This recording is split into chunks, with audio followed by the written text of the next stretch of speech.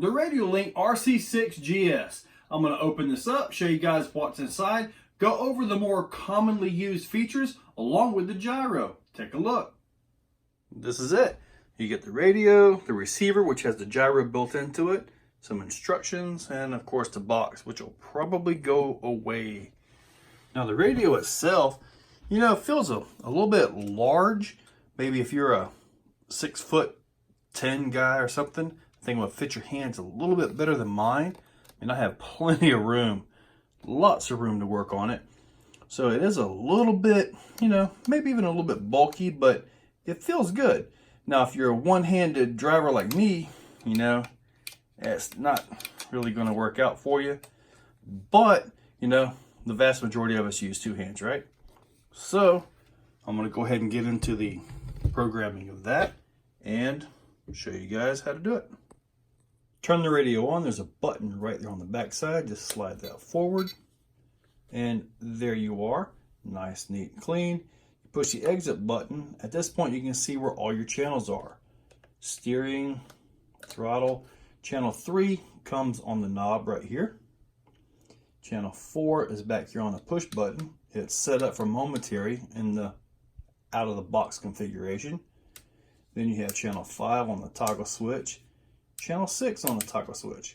Now that's the default configuration of the radio itself. We're going to go through and check out some of the features. To get into the menu, you press the exit and the enter button together. Alright, we have languages. Looks like English and Chinese, I'm assuming. Now models. This thing can hold up to 10 models. So there you go, 10 models on that. EPA. This thing has EPA on all 6 channels. So that's actually pretty good. So not bad at all there. And to set the EPA, you just simply press the enter button and you can adjust it as you want. Press the enter button, scroll over, press it again, and you can adjust. It works the same way on all 6 channels. Steering Expo. Now, this is if you have a car that goes real fast and you don't want the steering to be real sensitive down low, or if you're a racer and you have a really fast servo, you want to tame it down low. Well, you can sit here and do this number right here. You'll watch that graph. Now the steering is right here in the middle. You can watch the bar come over. Now in this area right here, you know, there's less steering sensitivity at that point. When you get out here, it starts getting faster, so you still keep all the throw of your servo.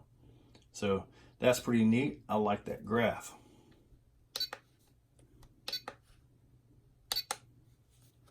Steering speed. Now, what this is you can adjust it the same way, you know, all that. It's really a simple radio to work on that. Now, speed, you turn your wheel all the way fast, right? Well, this is how fast the servo actually travels there. The return is when you let up. This is how fast the servo comes back.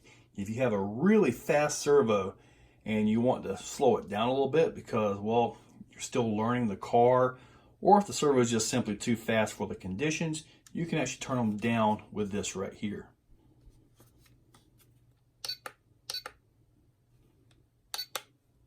Throttle Expo. Now this is basically the same thing. You know, you can pretty much adjust all of these. Say we'll go to here. See how you can adjust a certain portion of that? So you got to be careful, and this is very fine-tunable on this. So that's pretty neat, and you got about 5 different places that you can adjust. So let's see, we'll go over here.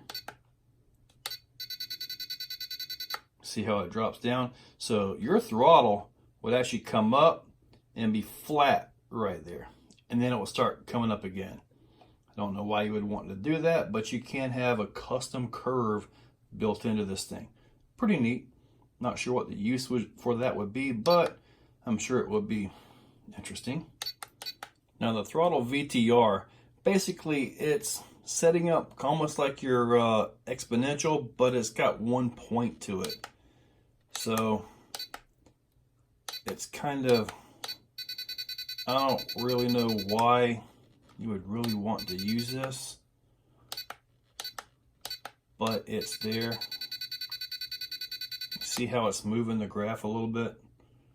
So, I mean, it's here. I'm not really sure why you would want to use that, but it's there. Now your forward expo. This is pretty simple. Let me get back up to here. I'm going to turn this up. That way, you see how the curve is this way? Your throttle's going to be really sensitive at the start. So if you go the other direction, your throttle should be smooth down here at the start and just get more progressive as it goes along. Your brake exponential is the same thing, only for brakes, or if you have this in a crawler, this will also work your reverse. So you could actually set your reverse expo different than the forward. And with a lot of crawlers, the reverse is actually more sensitive than the ESC. Not sure why, but it just kind of seems to be that way. Throttle speed, basically simple as anything. It's you can control, you can turn it down to where when you hit the throttle, you know, it may take half a second for it, the computer actually slow it down for about half a second from there to here. Now I'm just, you know, estimating on the whole second part, but you know, it's kind of the way it works. And you also have a speed too. Now what this is, at this point right here, the throttle range is 0 to 100. So you can say that's at 30% throttle, say right about there. You could actually have a different speed in the low and the high. So that's there to you can use. I don't know, maybe drag racing, maybe, I guess. I'm not sure that I won't be using that. I have no need for that. ABS, I have no need for any of this. I've tried it several times. You can adjust the duty cycle, the frequency, the throttle position that it starts activating in. I have no use for ABS. With the acceleration, now what this is this basically moves the starting throttle up. So if you raise your numbers up to say 50%, when you pull the trigger, when it starts to go, the motor's going to start at 50% throttle, and then you're going to have proportion for the rest of it. So, you know, maybe if you want to get off the line quicker and then still have the proportional control up on the throttle, that could be something you can use. Idle up, this is a nitro thing. Honestly, I'm just not a nitro guy, so I'm not sure how that works. Sub trim. This is actually pretty nice because all channels actually have it. I found some radios that do not have sub trim on all channels. This is neat because you can set your steering trim here, and then back at the regular trim it'll show 0, so you'll still have your adjustment. And most servos, most modern servos will actually give you the ability to do this without limiting the end back and forth.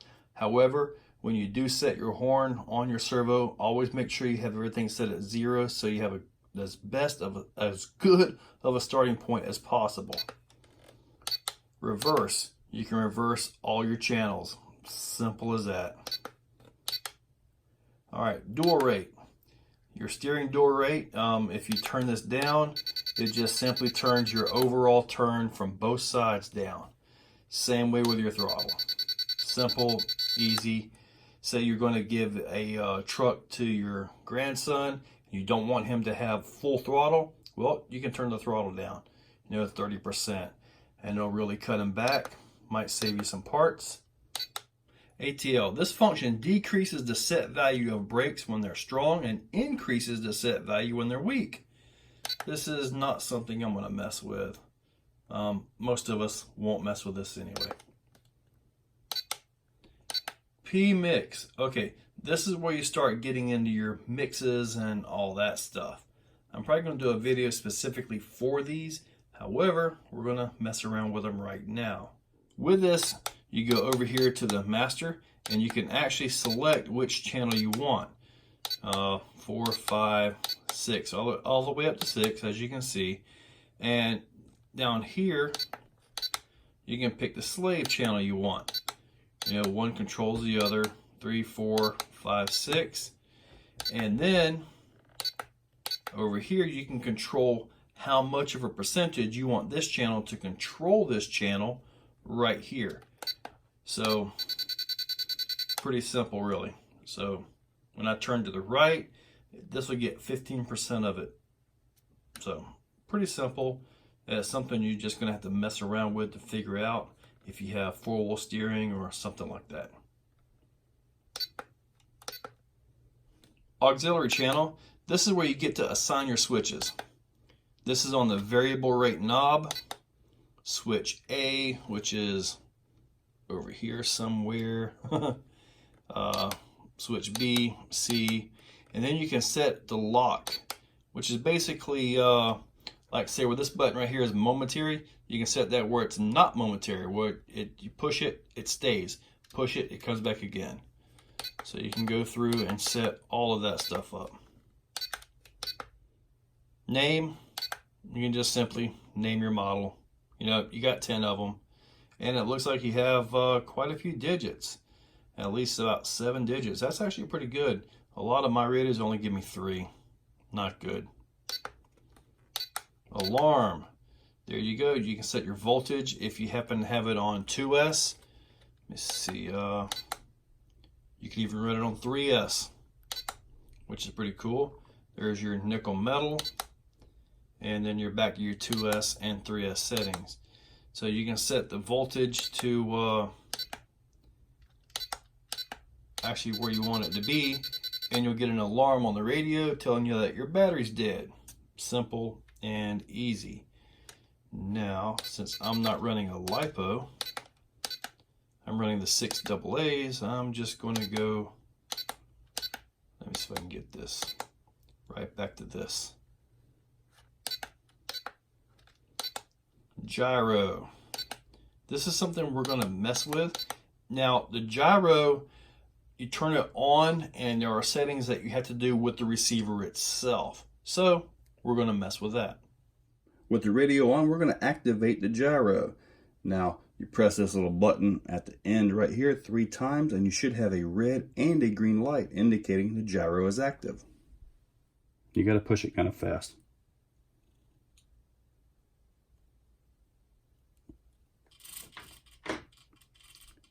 Here the servo.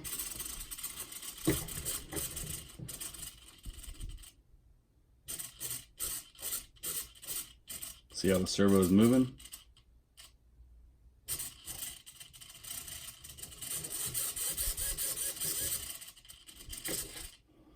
So, gyro is active. Now we're going to do some radio setup. As far as setting sensitivity, if you turn the knob to the left, all the way here, it gets really, really sensitive. If you turn the knob to the right, all the way, it literally doesn't do anything. It basically turns it off. So you have all this adjustment in the middle that you can actually make it the right amount for your vehicle. After the gyro, we have the failsafe. This is really important because you can set each channel up to do a predetermined, range of motion, and it'll lock there in case you lose signal. Now, the way you set this up, I've already got that set up and ready to go. We're going to actually test this. We're going to set, and how you set it is with the actual throttle. For your throttle, your steering, channel 3 is going to be right here, which is not lit up, so it's not adjusting. However, we'll go with this right here. Okay, now your throttle is actually set up. Drives like normal. When you lose signal, battery goes dead. There you go. So that's what I set the failsafe for. That's exactly what it's doing. Power comes back on. here you go. Now you can do this with every single channel. So if you have a boat, you can actually set the steering to turn a little bit to the left and the motor to idle, to where the boat will just simply do circles. You can set it to completely go dead. With a tank, you probably want it to just simply stop. And like say with the lawnmower that I have, I will set it up to just simply stop, turn off, everything done. It's kind of a dangerous piece of equipment.